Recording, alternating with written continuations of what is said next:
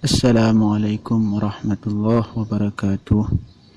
Alhamdulillah rabbil alamin. Sallallahu ala sayyidina Muhammad wa ala ali sayyidina Muhammad. Amma ba'd. Puji syukur kehadirat Allah Subhanahu wa taala, kemudian salam dan salam kepada Rasulullah sallallahu alaihi wa alihi wasallam. Masyarul muslimin rahimakumullah. Dalam kesempatan ini kita insyaallah melanjutkan kajian kita tentang fatwa Ramadan yang diambil dari kitab Al-Habib Abdullah Mahfuz Al-Haddad. InsyaAllah kita sekarang memasuki masalah yang ke-10. Qala radhiyallahu anhu, inna ba'da syabab yuftiruna qabla al-adhan bidaqa'iqa amama an-nas fanarju bayana dhalik. Al-jawab, inna ha'ula waqi'una fi khatarin 'azim. إن الله تعالى بعد أن ذكر ثم أتم الصيام إلى الليل ختم الآية بقوله تلك حدود الله فلا تقربوها فأمر بالاحتياط. وفي حديث اجعلوا بينكم وبين الحرام سترة من الحلال من فعل ذلك استبرأ لعرضه ودينه رواه ابن حبان. وفي الصحيح الحلال بين والحرام بين وبينهما أمور مشتبهات فمن اتقى الشبهات فقد استبرأ لدينه وعرضه ومن وقع في الشبهات وقع في الحرام. وفي الحديث الآخر دع ما يريبك إلى ما لا يريبك. ولهذا اجتهد العلماء والحرروا الجداول من أجل الخروج من هذه المشتبهات. وربما يقولون إن الرسول صلى الله عليه وآله وسلم طلب من أمتي التعجيل بالفطور ونقول نعم ما لم يقع في الشك. والرسول صلى الله عليه وسلم نفسه أعطى الإشارة إلى الاحتياط حين قال لا تزال أمتي على سنتي ما لم تنتظر بفطرها النجوم، فأوضحت تأخير المكروه. وهؤلاء الذين يستعجلون بالإفطار قبل تيقن الغروب واقعون في خطر عظيم. نسأل الله لهم التيقظ من هذا التهور الذي يضيعون به فروضا يجب الاحتياط فيها. والعمل بالسنة لا يجوز أن يكون على حساب الواجب والاحتياط للفرض. وتكفل العلماء بالمراقبة والحساب حتى وضعوا جداولهم للناس تقريبا لهم واحتياطا تاما كما أمر الشرع. ومن حاد عن ذلك فليتحمل مسؤولية نفسه أمام ربه والله رقيب. Jadi dalam masalah ini beliau ditanyakan tentang hukum seseorang yang berbuka puasa beberapa menit sebelum azan maghrib. Jawaban beliau diambil kesimpulan dari semua jawaban beliau yang telah kita bacakan bahwa berbuka puasa sebelum azan beberapa menit hukumnya tidak boleh. Kemudian masalah sunnah ta'jil berbuka puasa, sunnah menyegerakan berbuka puasa itu disyaratkan jika sudah yakin tentang ghurubnya syams. Kita sudah yakin bahwa matahari terbenam. Jadi tidak boleh untuk mengamalkan sunnah dengan jalan mengorbankan yang wajib ataupun mengorbankan ihtiyat berhati-hati untuk sebuah kewajiban. Itu yang dipahami dari kalam beliau. Kita masuk ke masalah selanjutnya, mas'alatun sabi'atun narju an tashraha lana ulaika alladhina yajibu alaihim alqada' fi as-sawm walladhi tujzi anhum al-fidyah fa innal umur ikhtalatat alaina fa narju al-idah. الجواب الحمد لله إن الله جلت حكمته حين فرض على هذه الأمة الصيام كان كعادته فيما لا يعتاد ويشق على النفس أن يتدرج في التشريع. فقال تعالى يا أيها الذين آمنوا كتب عليكم الصيام كما كتب على الذين من قبلكم لعلكم تتقون أياما معدودات ليهون به على النفوس. ثم قال فمن كان منكم مريضا أو على سفر فعدة من أيام أخر وعلى الذين يطيقونه فدية طعام مسكين فمن تطوع خيرا فهو خير له وأن تصوموا خير لكم إن كنتم تعلمون. فكان من أراد أن يصوم صام ومن أراد أن يفدي فدى عن الصيام حتى نزل قوله تعالى شهر رمضان الذي أنزل فيه القرآن هدى للناس وبينات من الهدى والفرقان فمن شهد منكم الشهر فليصوم. فنسخ بهذا ذلك التخيير الذي شرحه في الآية لكنه أعاد الرخصة للمسافر والمريض فقال: ومن كان مريضا أو على سفر فعدة من أيام أخر. كرر الرخصة المسافر والمريض حتى لا يتوهم أنها نسخت كقوله: فمن شهد منكم الشهر فليصمه. وبين أن هذه الرخصة للمسافر والمريض باقية، يريد الله بكم اليسر ولا يريد بكم العسر ولتكملوا العدة.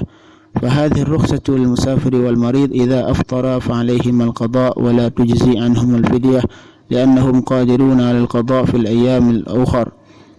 وقد قيد العلماء السفر بأنه السفر الطويل الذي يجوز في القصر، الذي أخذ العلماء مقداره من سفرات الرسول صلى الله عليه وآله وسلم، حيث لم يأتي له تحديد، وقدروه ب48 ميلا، لأن أقل منها لا يكون سفرا، يعني مسير يوم وليلة بسير الأثقال. والرخصة قائمة للمسافر سواء كان سفره على راحلة أو على رجله أو على سيارة أو طائرة، بشرط أن يخرج من العمران. أما قبل خروجه من البلد فلا يجوز له الترخص، وسواء شق عليه الصوم في السفر أو لم يشق عليه، لكن الأفضل للمسافر الصيام إذا لم يشق عليه، والإفطار أفضل له إذا شق عليه، بل قد يجب إذا شق عليه مشقة شديدة أو كان الصوم يضره، لأن الرخصة في حقه تصير عزيمة، لقوله تعالى: ولا تقتلوا أنفسكم إن الله كان بكم رحيما. كما رأى الرسول صلى الله عليه وسلم رجلا في السفر قد ظلل عليه، فقال: ما هذا؟ قالوا: صائم. قال: ليس من البر الصيام في السفر. فنفيه صلى الله عليه وسلم البر عن هذا الصائم الذي شق عليه الصيام حتى يحتاج إلى من يظلله. وإذا كان ليس من البر فهو معصية، وقد يكون الفطر أفضل وإن لم يشق عليه إذا كان ممن يقتدى به تسييرا للناس، كما أفطر صلى الله عليه وسلم عندما علم أن الصوم شق على بعض أصحابه ليقتدوا به. وأما المريض فقد جاء مطلقا في الآية، لكن العلماء حددوه بمن يشق عليه معه الصيام أو يحتاج إلى متابعة الدواء، وأنه إذا لم يتابع الدواء بالنهار فسوف يتأخر شفاؤه، وهذا الإفطار له رخصة.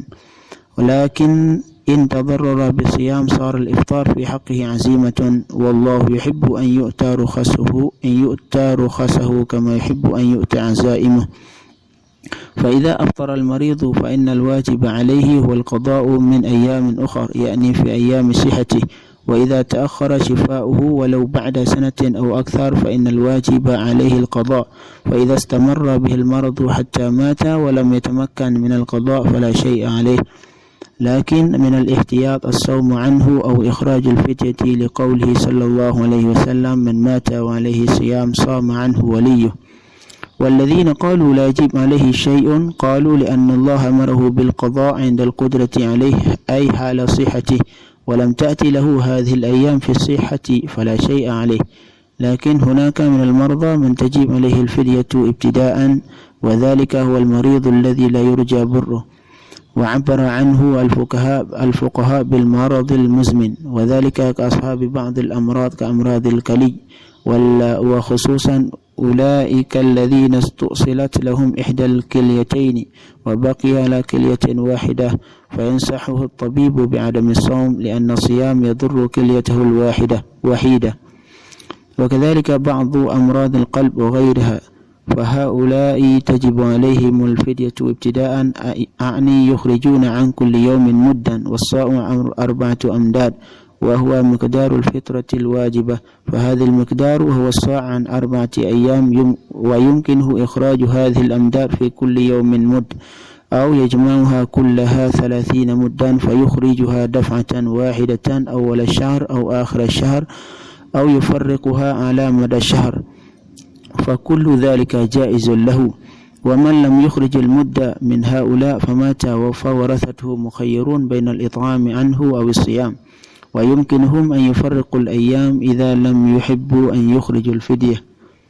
ومثل هؤلاء الشيخ والشيخة الذين لم يملكون حواسهم لكنهم لا يستطيعون الصيام أو يشق عليهم، فعليهم إخراج الفدية ابتداء، كالمريض الذي لا يرجى شفاؤه، لأن الشيخوخة مرض من الأمراض الذي لا يرجى له شفاء، فرفع عنهم الصيام وبقي البدل لبقاء التكليف.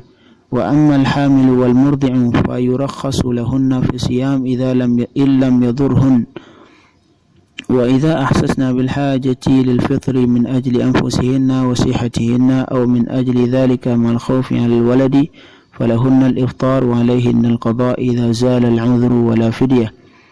بقي معنا أولئك الذين يفقدون حواسهم ويصيبهم من الكبر، يعني وصلوا إلى حد الخرف، فهؤلاء يرفع عنهم التكليف فلا صيام عليهم ولا فدية، لأن العقل مناط التكليف، والإنسان قد يبلغ من العمر حدا يصير فيه كالطفل لا يستقيم إدراكه، فهذا الذي رد إلى ألا يعلم بعد علم شيئا لا تكليف عليه، وإنما يترك على سجية شأنه شأن الطفل في التكليف. Dari masalah ini beliau ditanyakan tentang siapa saja yang wajib qada pada puasa dan siapa saja yang wajib fidyah.